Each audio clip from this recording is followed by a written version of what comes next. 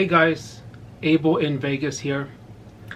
And so I wanted to start out this video and just make hopefully what is a quick comment on a video that was put out by Mike, baseball collector, that everybody seems to be talking about.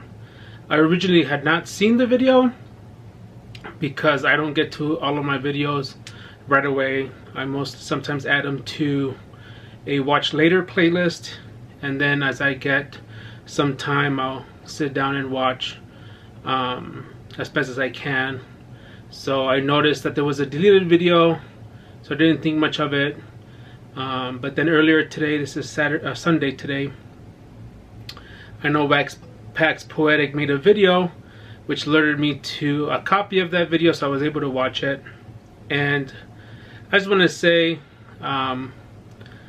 the fact that he burned cards, that doesn't bother me, because in my video that I did the other day, I had mentioned that I wanted to burn the Astros cards, kind of as in my way of being a fan of the Dodgers and my despise or dislike for what the Astros players did in the course of the last 2 seasons. But I think what bothers me the most is the way I guess baseball collector looks at the way we collect, those of us that like to open wax. It kind of made me the feeling that obviously, you know, we all have the right to collect however we choose to, and I feel, because I know you don't like opening wax, that you then put us down for opening wax, because, you know, some of us enjoy doing it, whether it be for fun or whatnot. We all have our reasons and we all collect differently. You know, you have in the past, you've always been vocal about the fact that you don't like to open wax, which is, like, again, I wish I had the strength that you have in not opening wax, but I just don't. I enjoy opening it. I used to open a ton of wax in the past, and actually because of your channel, it has opened my eyes to being able to collect differently.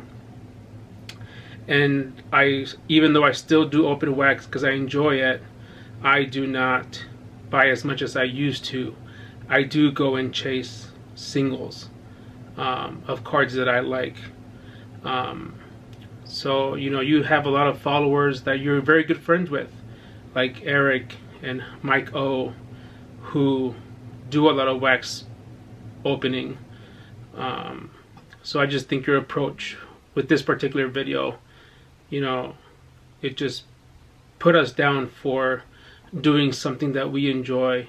And, you know, the videos do have a title, and if that's not something that you enjoy watching, then I don't mind you know, skipping over those videos, because that's not something that you enjoy. You actually, you know, I know you have a lot of followers, so it's good that you do watch some of the topics that, you know, are for you. You know, your channel has, like I said, for me in particular, I do open less wax now, and it's, you know, you've made those comments in the past, so for me, you know, I've changed my ways. You know, Eric is a big influence. He opens wax, and he's a big influence.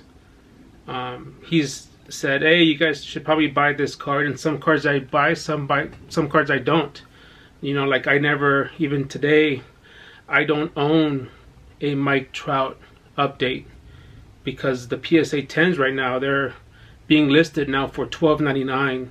You know, who wants to pay over $1,000 for a card that, I got my numbers here, that BGS, for example, BGS in a Gem Mint 9.5 has 3,684 copies. You know, in a 10, which is the pristine, they have 217. And Black Labels, they have 25. So that's 3,926 copies that are Gem Mint or better for that Topps update. And then in PSA, they have 4,627 cards that they've graded Gem Mint 10. So in total, there's 8,553 copies of that Mike Trout update. So for a card that is that much printed, why would I want to pay $1,000 for something like that? So because of your influence, and you've been able to talk about how to collect better cards, that's why I decided instead to spend my money on the Trout rookie for his prime cuts. You know, this one also cost me, you know, $1,300. But what I like about this one is that it's numbered to 99. So this is not a popular rookie card of his. But instead of having one that has 8,553 copies in a 10, I prefer to have one that only 99 exist. But that is like the influence that you have brought in being able to say, collect in a certain way. But I still enjoy breaking wax. And I shouldn't be put down because I enjoy opening wax. In my video that I did most recently, which I know you didn't watch because it was update, I've never really gone negative in my videos, but I did go negative in this one, in the saying that in my video I was ranting about the Astros situation, and I was putting any Astros card that I pulled in a trash can and then saying that I was going to burn them. And I ended up getting some backlash. Even before the video, I told myself, you know, is this something that you really want to publish? You know, you have a couple followers that are Houston Astros fans. How are you going to upset them with this video? And I was like, you know what? It's possible they might even unsubscribe. You know, one in particular who always watches the video is Big Marv. And I know he's a big Astros fan, but I said, you know what? I wanted to get this off my chest. And this is just me being a fan. It's not going to go back and change anything. And it did. It triggered a response from Big Marv. And, you know, that was the biggest comment I've had in my channels. But, you know, he went off and said his things. And, you know, I don't think less of Big Marv because he's an Astros fans, and he, you know, he's happy his team won a championship. He might not be happy also with the situation, but, you know, I'm just using, you know, my fandom as a way to, you know, poke fun, you could say, at the situation. So, but I'm just poking fun. You know, to put somebody down because they like to open wax and that's not what you like, I didn't like it. So I just wanted to say that. But I do want to get to my response for Joey Brings It. Joey, you wanted for us to talk about whether you could invest in vintage or invest in modern. And I am on the boat that is you could do either or. Because now, just with any investing, I think vintage cards, you could say, even though there's risk, I said there's lower risk because you do have now a limited supply of cards that have been printed, have been graded. You're not going to have people continuing to break open those products, so the number of products might not grow anymore. So you are left with a specific number of cards that you could get. So there's less risk there, and obviously as time goes by, those older cards will go away. Or I mean, not go away, but could become even more scarce.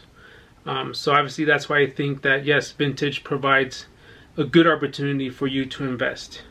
By the same token, I am also a fan that says that with modern cards you could use as an investment tool as well.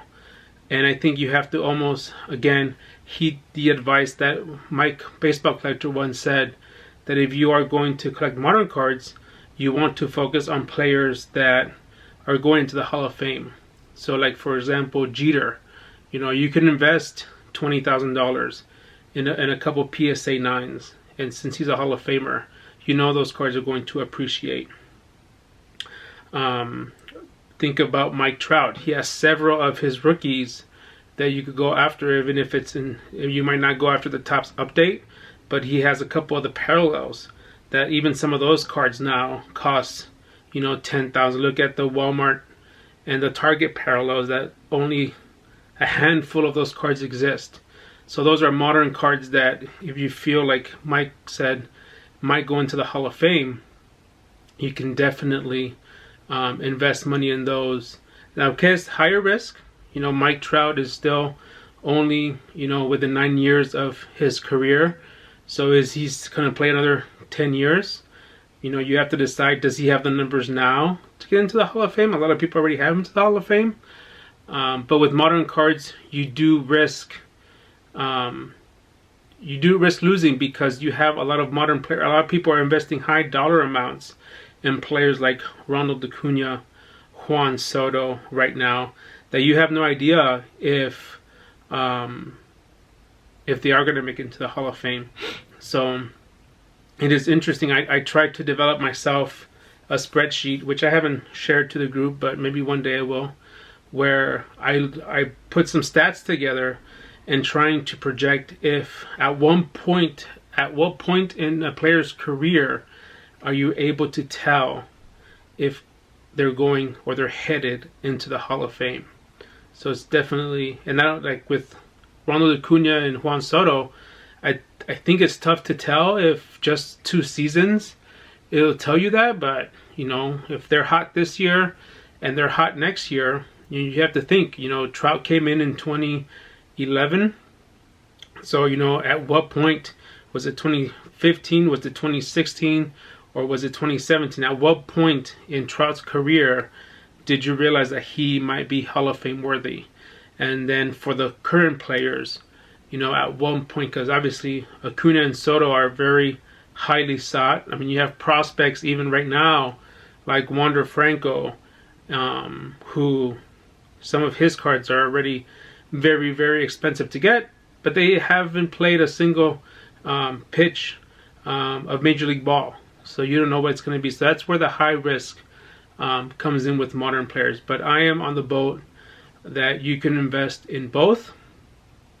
But obviously modern cards is more risky. So I would heed the advice of somebody like Mike, Baseball Collector, who said, you know, stick to players that either are in the Hall of Fame if you're modern, or that are highly likely to hit the Hall of Fame within their career. So that is all for this video. Hopefully I didn't bore you. Hopefully my rant was understood. And talk to you guys later. Bye.